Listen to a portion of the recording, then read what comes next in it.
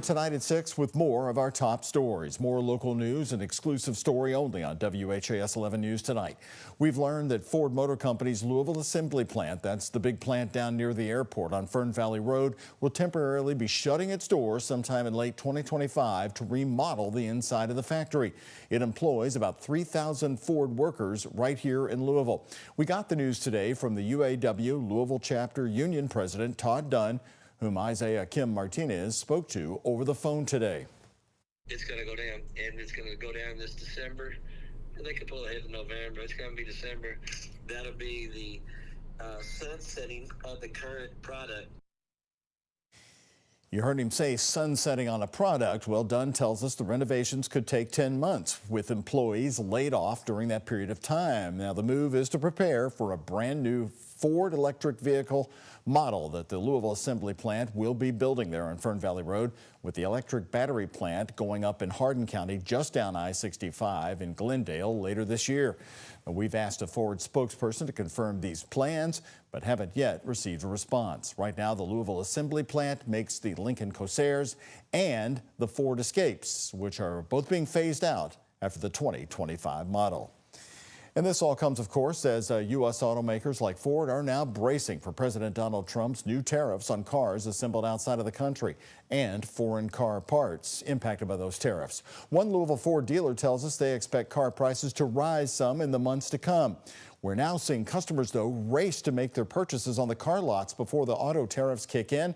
Isaiah Kim Martinez and our senior photojournalist Alyssa Newton have that story. We watched Bill Byers of Louisville, already in the market to buy a new car, speed up the process to get ahead of President Trump's auto tariffs. Sure were, yes, major factor. The affordability of it.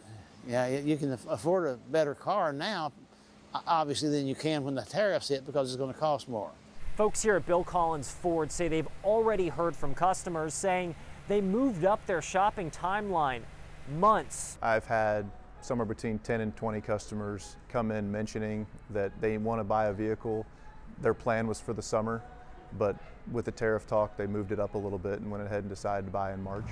Ford dealers like Collins Auto Group on Bardstown Road have been stockpiling supply. Bringing as many parts and as many vehicles into the United States prior to the tariffs taking effect. We think it's a great opportunity for consumers because inventory on ground currently is all tariff-free. About 90 days worth of inventory, General Manager Shane Collins says, ahead of President Trump's tariffs on cars assembled outside the U.S. and the foreign parts American automakers like Ford import. So they think sooner rather than later for their buying is better.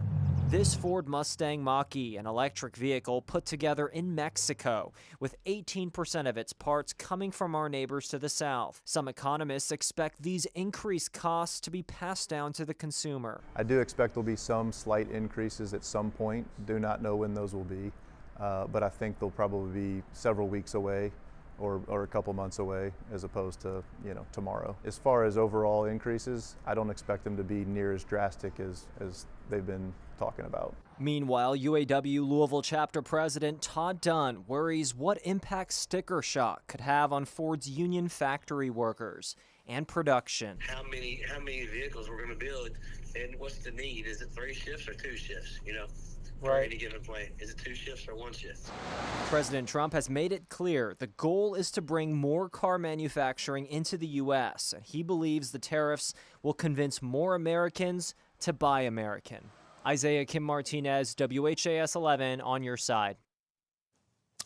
More reaction on this. U.S. Congressman Morgan McGarvey of Louisville saying the tariffs are not backed by a comprehensive strategy to bring jobs back to America.